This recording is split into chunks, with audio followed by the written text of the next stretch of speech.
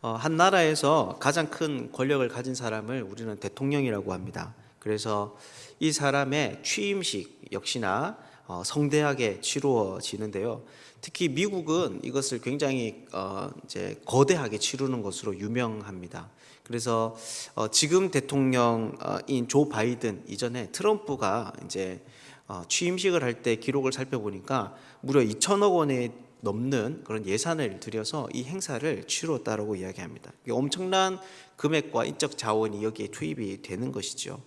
이것은 우리나라도 마찬가지입니다. 물론 우리나라는 금액 면에 있어서는 굉장히 검소하게 치른다라는 이제 그런 홍보를 많이 합니다. 하지만 그럼에도 불구하고 방송 3사가 앞다투어서 취임식하는 행사들을 보도하는 만큼 분명한 것은 이 대통령의 취임식이 전 국민의 기대와 관심을 한 몸에 받는다라는 것입니다. 여러분, 그렇다면 왜 사람들은 이런 대통령의 취임식에 많은 관심을 가지는 것일까요? 왜 이렇게 많은 돈과 또 인적 자원을 써가면서 이 일에 집중을 하는 것일까요?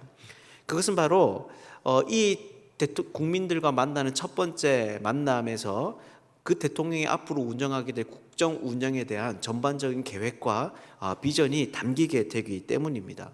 그러니까 여기에서 어떤 말을 하는가, 또 어떤 계획을 발표하는가, 또 자기 어떤 심정을 이야기하는 것이 앞으로 그가 남은 임기 동안 그가 하게 될 모든 일들에 대한 방향을 대충 설명하게 된다라고 하는 것이죠.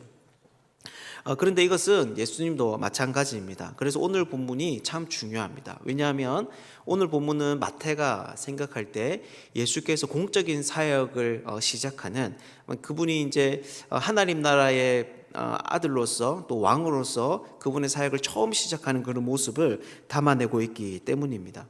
그래서 오늘에 나오는 이야기들을 우리가 좀 살펴보게 되면 그분이 앞으로 이후에 하시고자 하는 그 일의 의미가 무엇인지, 그리고 또 이것이 오늘날 우리들에게 어떤 유익을 가져다 주는지를 잘 알 수 있다라고 하는 것이죠. 그래서 오늘은 이 새벽에 바로 오늘 이 본문을 통해서 함께 성경의 교훈을 얻고자 합니다.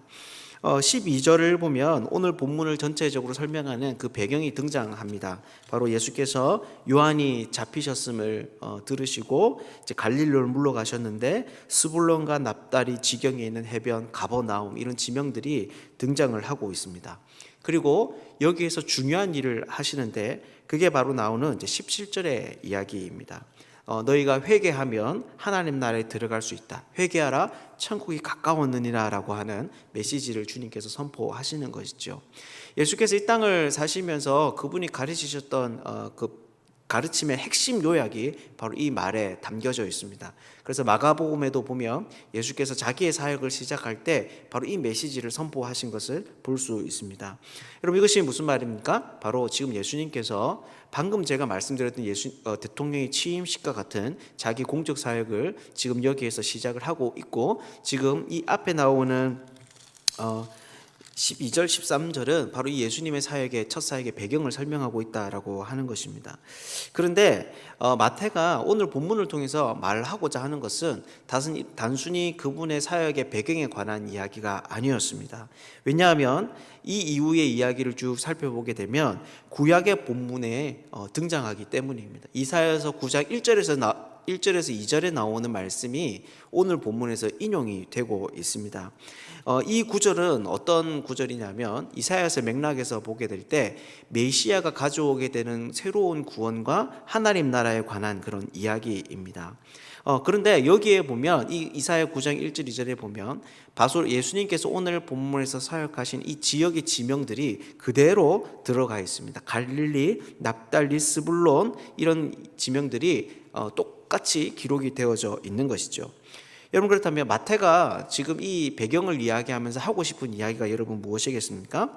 바로 지금 예수님께서 하시고자 하는 그 일은, 그분이 지금 이 지역에 와서 머무시면서 하시고자 하는 이 선포는 바로 구약의 성취다라는 것입니다. 예수님께서 오셔서 시작하신 일이 아니라 구약에서부터 예언되어져 온 일이다라고 하는 것이죠. 여러분, 그 내용이 무엇입니까? 이사야서를 살펴보고 또 오늘 본문에서 반복되어져 나오지만 흑암에 앉은 백성들에게, 또 사망과 그늘 가운데 사는 사람들에게 빛을 비추는 일입니다. 여기에서 나오는 흑암에 앉은 백성들이라는 것은 이제 마태가 자기의 성경에서 백성이라는 말을 이제 유대인들을 염두에 두는 말이라고 생각하게 될 때 이 말은 로마의 압제에서 살아가고 있는 그 당시의 백성들, 이제 그렇게 우리가 좀 이해할 수 있습니다. 그러니까 이 사람들은 어떤 사람들이냐면 하나님 나라의 영광에서 굉장히 멀어진 사람들입니다. 자기의 아버지 하나님께서 통치하시는 영광스러운 자녀들로서 누리는 백성의 그 고귀함을 잃어버리고 이방인 압제 가운데 살아가고 있는 사람들이 바로 이 흑암에 앉은 백성들이다라고 하는 것이죠. 그리고 사망의 땅과 그늘에 앉은 사람들은 이방인들을 의미한다고 볼 수 있습니다. 그러니까 이 사람들 어떤 사람들이냐면 하나님을 전혀 알지도 못하고 그로 인해서 하나님 나라에 들어갈 수 있는 어떤 단서나 근거가 전혀 없는 그런 외인들이다, 우리가 이렇게 볼 수 있습니다. 그런데 이때 예수께서 하시는 일이 무엇입니까? 바로 이 사람들에게 하나님 나라에 들어갈 수 있는 길을 열어주고 계신 것입니다. 그래서 아무리 너희가 하나님 나라와 거리가 먼 그 영광을 다 잃어버린 그런 사람들이라고 하더라도, 이방인의 압제에서 살아간다고 하더라도, 그리고 또 너희가 아무리 이방인으로서 그 나라에 들어갈 수 있는 그 어떤 단서도 가지지 못한 사람들이라고 하더라도 예수님께서 하시는 이 말씀을 잘 들으면 그 나라에 들어갈 수 있다라고 하는 것이죠. 이것이 바로 그 흑암 가운데 있는 백성들에게, 사망과 그늘 가운데 앉아 있는 사람들에게 예수님께서 빛을 비추시는 어떤 그런 사역이다라고 하는 것이죠. 그래서 그 다음 사건을 보면 이러한 예수님의 빛 비추이신 것이 어떤 결과로 나타나는지를 보여줍니다. 바로 18절에서 22절에 나오는 이야기인데, 이 장면은 우리가 늘 잘 아는 예수님께서 자기의 제자들을 부르시고 있는 이야기를 담고 있습니다. 어떤 사람들은 이 장면을 보면서 그 앞의 이야기와 연결성이 없다라고 이야기를 말하기도 합니다. 그런데 가만히 살펴보면 이 제자들을 부르는 사건이 앞에 예수님께서 그 지역에 가서 하신 그 여러 가지 요소들과 함께 반복되어서 나타나고 있는 것을 볼 수 있는데, 그게 바로 첫 번째가 바로 그 배경입니다. 예수님께서 제자들을 부르시는 지역이 어디냐면 갈릴리이고, 이 갈릴리가 스불론과 납달리의 어떤 지역에 속해 있는 어떤 한 지명이다라고 하는 것이죠. 그리고 또 예수님께서 제자들을 부르시는데, 제자들이 예수님의 말씀에 응답해서 반응하는 그 과정 역시나 어떤 것이냐 하면 바로 예수님께서 그렇게 외치시던 회개와 같은 모습을 보여주고 있습니다. 성경에서 말하는 회개는 단순히 자신의 잘못을 뉘우치는 것이 아닙니다. 하나님께 사과를 전하는 것이 회개가 아닌 것이죠. 성경에서 말하는 회개는 무엇이냐면 자기의 과거의 삶을 버리고 하나님께서 제시하시는 그 새로운 삶을 향해 쫓아가는 실질적인 방향 전환이 담겨져 있는 결단이 바로 이 회개입니다. 그런데 오늘 본문에 나오는 제자들 역시나 바로 이 일들을 하고 있는 것이죠. 그러니까 앞 단락에서 말했던 배경과 주제가 예수님께서 제자를 부르시는 이 장면에서 동일하게 반복되어져 있는 것이고, 그래서 우리는 이 두 본문이 연결되어져 있다, 이렇게 볼 수 있는 겁니다. 그렇다면 제자들이 이렇게 예수님의 선포에 반응해서 얻게 되는 여러분 그 결과가 여러분 무엇입니까? 예수님은 제자들을 부르면서 한 가지 약속을 하는데, 그게 바로 뭐냐 하면 내가 너희로 사람을 낚는 어부가 되게 하겠다라는 것입니다. 사람을 낚는 어부에 대해서는 이제 사람들마다 진짜 조금씩 의견이 다른데요. 제가 봤을 때 가장 이제 설득력 있는 이야기는 구약의 그 흑암의 세력, 바다와 이제 연결시켜서 이해하는 것입니다. 구약에서는 보통 바다를 악의 세력으로 이해합니다. 그리고 이것이 오늘 본문에 보면 흑암의 권세, 그리고 사망과 그늘이라고 하는 그 이미지와도 잘 맞아 떨어집니다. 그렇게 보면 여기에서 사람을 낚는다라고 하는 말은 여러분 어떤 의미냐면 바로 구원의 행위로 볼 수 있는 것이죠. 악이 다스리는 그 바다, 흑암과 사망이 지배하고 있는 그 영역에서 사람들을 낚아내는 그 일, 그러니까 하나님의 일들을, 영혼을 구원하는 하나님의 일이라고 우리가 사람을 낚는 것을 이해할 수 있는 것입니다. 즉 이들이 예수님의 부름에 반응하게 될 때 어떤 일이 벌어지는 겁니까? 먹고 살기 위해서 물고기를 잡던 단순한 어부에서 하나님 나라의 뜻을 따라서 영혼을 구원하는 하나님의 일꾼이 되는 것입니다.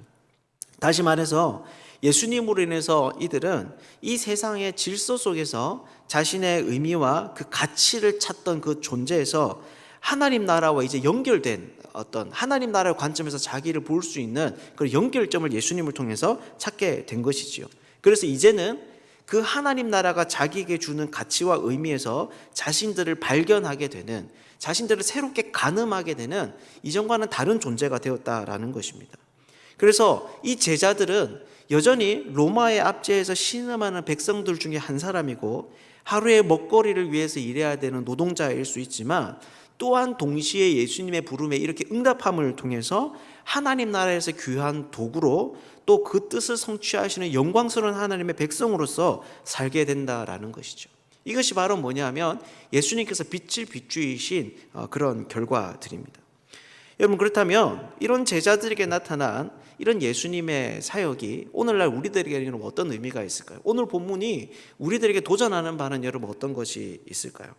마지막 단락을 보면 이런 예수님의 사역이 우리에게 어떤 의미가 있는지를 말해 줍니다. 여기에서 보면 예수님께서 이제 23절을 보면 예수님께서 실제로 하나님 나라를 위해서 어떤 사역을 하시는지에 대해서 말하고 있는데 세 가지입니다. 하나는 가르치시는 것이고, 또 다른 하나는 전파하는 것이고, 또 다른 하나는 약한 것을 고치시는 것입니다.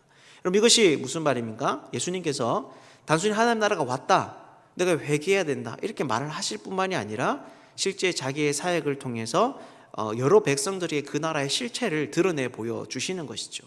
그 나라에 대해서 힘있게 선포하여서 사람들로 하여금 그것을 가슴에 와닿도록 느끼게 하고, 말씀을 풀어서 그들의 머리로 받아들이게 하고, 또 약한 것을 고치시는 기적을 통해서 그 나라를 경험케 하는, 예수께서 그 나라의 실체를 사람들에게 드러내 보여주고 계시는 것입니다. 여러분, 그러자 어떤 일이 벌어집니까? 24절을 보면 각종 병에 걸려 고통당하는 사람, 간질하며 중풍 병자들이 예수님께 나왔다라고 이야기를 합니다. 이런 병들은 오늘날에도 사실 큰 병들 중에 하나이죠. 누가 귀신 들린 자를 고칠 것이고, 또 중풍병이나 또 뭐 간질 이런 것들도 사실 해결하기가 쉽지 않은 그런 병입니다. 그러니까 이 말은 무슨 말이냐면 그 당시에 누구도 고칠 수 없는 병, 해결할 수 없는 그런 문제를 가지고 있는 사람들이 지금 예수님께 나오고 있다라는 것입니다. 그리고 25절을 보면 그렇게 예수님께 나온 사람들의 이 출신 성분에 대해서 이야기를 하는데, 먼저는 갈릴리와 데가볼리는 어떤 지역이냐면 이방인들이 많이 살고 있는 지역입니다. 얼마나 많이 살든지 언어조차도 그 이방인의 언어인 헬라어들을 많이 사용하는 곳이고, 그리고 요단강 건너편도 이제 어떤 지역이냐면 이방인들이 전통적으로 살고 있던 지역이라고 우리가 볼 수 있습니다. 그리고 또 예루살렘과 유대라고 이야기를 하는데, 이 지역은 유대인들이 보통 이제 살고 있는 그런 주로 살고 있던 지역입니다. 여러분, 왜 사람들이 이렇게 예수님께 계속 나오고 있습니까? 왜 이렇게 충분히 포기할 수 있는 그런 문제를 가지고 있고, 주님이 유대인이시기 때문에 얼마든지, 그리고 또 그분이 단순한 어떤 노동자 집안에서 나신 그런 분이기 때문에 얼마든지 그분을 폄훼하고 갈 수 없다고 자기가 포기할 수 있는 그런 상황임에도 불구하고 사람들이 인종적인 또 문화적인 장벽을 넘어서 예수님께 꾸역꾸역 이렇게 나오고 있는 것이겠습니까? 그것은 바로 예수님께서 바로 그들에게 있어서 유일한 희망이 되시기 때문입니다.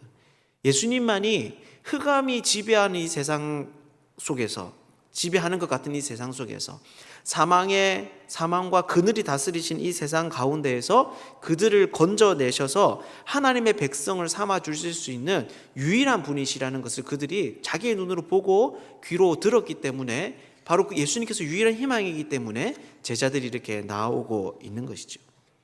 사랑하는 여러분, 이것은 오늘날 우리들도 마찬가지입니다. 바로 우리들도 흑암에 앉은 백성들처럼, 사망과 그늘에 앉은 사람들처럼 하늘나라에서 멀어져 있고, 또 그 나라에 들어갈 수 있는 그 어떤 가능성도 가지지 못한 그러한 존재이다라고 하는 것이죠.